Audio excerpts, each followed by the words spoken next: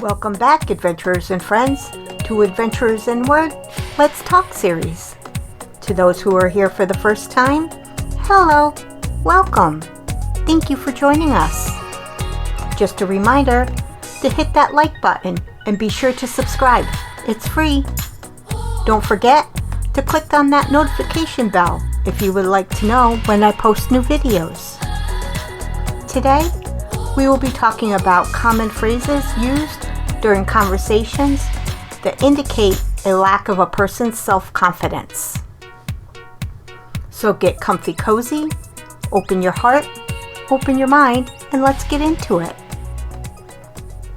Many experts allege approximately 85% of communication is nonverbal. Though this may be the case, I believe you can tell a surprising amount about someone's personality through their choice of words. One thing you can spot about a person during conversations is their level of confidence.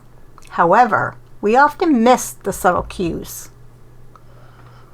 With that said, if you want to get to know someone better, including yourself, pay attention if the following phrases are used in your conversations.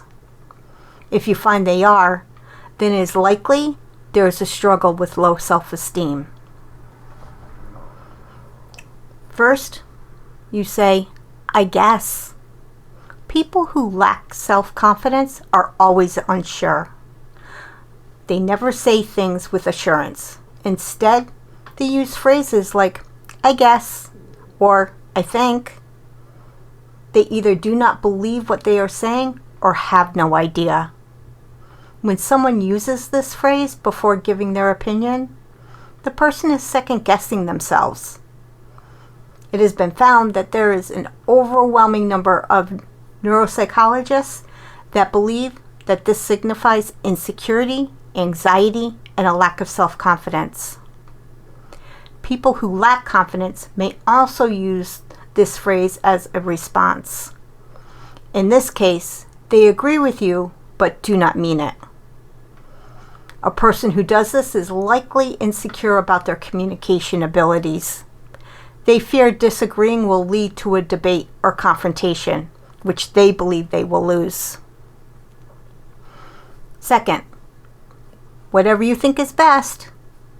People who lack confidence struggle to make decisions.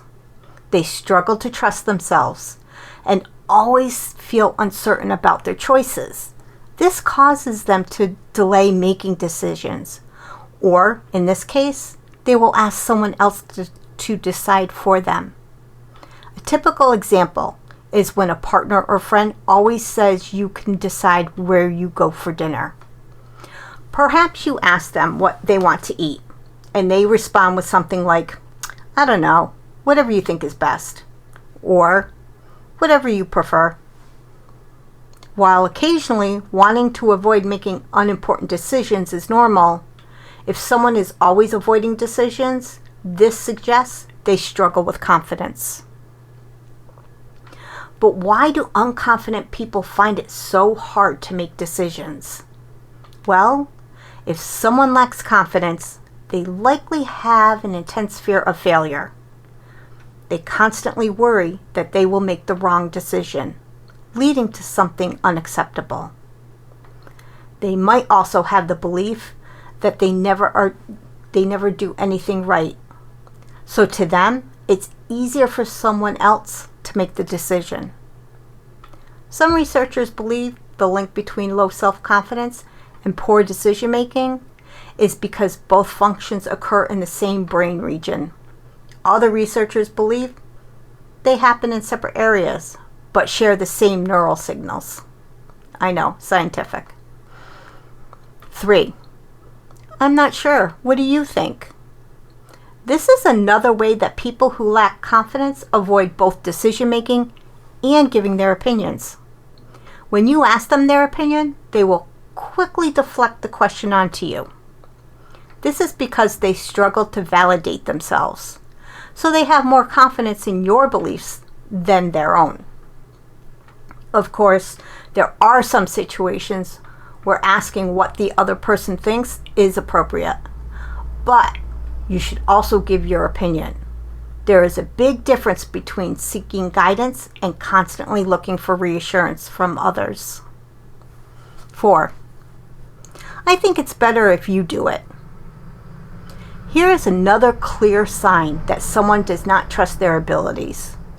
If they suggest you or someone else do something instead of them.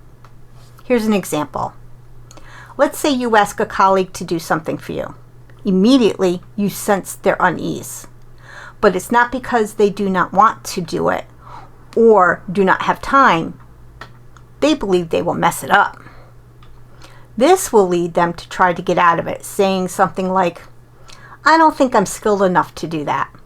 Or, I wouldn't want to mess it up. It's probably better if you or someone else does it instead. In this example, you're not asking them to do something beyond their skill set. They have the skills to do it. They just lack the self-belief. 5.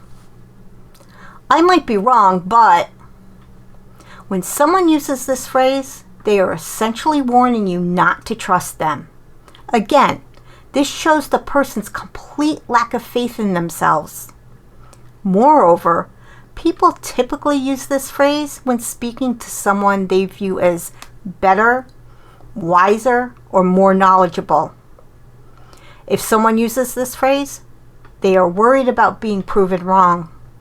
So they start the sentence with, I might be wrong, or another type of qualifier to water down their statement. This way, they subtly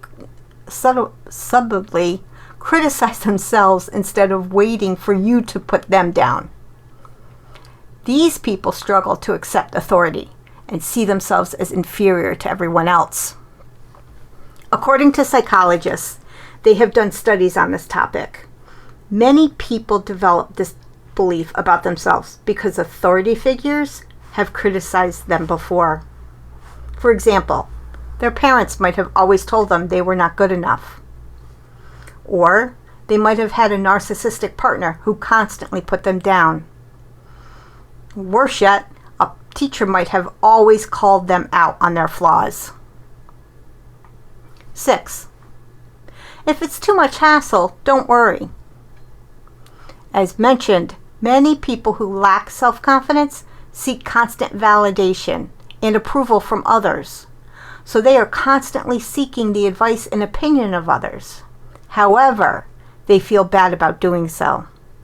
People with low self-esteem also see themselves as an inconvenience or a nuisance. While they want support from others, they do not feel worthy of it. So often, you will see these people ask for your help or an opinion and then quickly follow up their request with a phrase like, if it's too much hassle, don't worry. A similar phrase, which they may start their request with, is, I'm very sorry to bother you, but... Unconfident people see themselves as a burden, so they go around apologizing for their presence, which brings me to the following phrase. 7. I'm so sorry. For unconfident people, saying sorry is a default reaction to every circumstance. People who lack confidence apologize for every small mistake they make and things that are not even their fault. This is because people who struggle with self-confidence always feel like they are messing up. They automatically assume they are at fault whenever something happens due to their lack of belief in their abilities. They are doing themselves no favors by always apologizing. According to research, over-apologizing makes you appear insecure and causes people to lose respect for you. A study published in the European Journal of Social Psychology supports this. The researchers found that people who do not express remorse possess greater self-esteem and increased feelings of power, authority, and integrity than those who apologize often. 8. Oh, it was nothing. Or, I just got lucky. People who suffer from low self-esteem have a very poor self-image. They focus solely on their flaws and cannot see or accept their positive qualities. So when someone highlights a positive quality or ability, they will reject or minimize the compliment. An example: if you congratulate an insecure person on an achievement, they will likely say it was down to luck rather than talent or skill. They also struggle to accept praise in the form of gratitude. If you thank an insecure person for doing something for you, instead of simply saying, "You're welcome," they will say something like, "Oh, it was nothing." In this case, they struggle to admit they are a caring person who is capable of doing good things. This is a classic way they downplay their good character. My final thoughts. These phrases are like a hidden language of self-doubt. While we use them occasionally, if you notice someone over-apologizing, avoiding decision-making, or seeking constant reassurance, they may need a boost in confidence. Moreover, knowing that phrases signal insecurity, you can be cautious not to use them whenever you want to come across as self-assured, assertive, and fearless.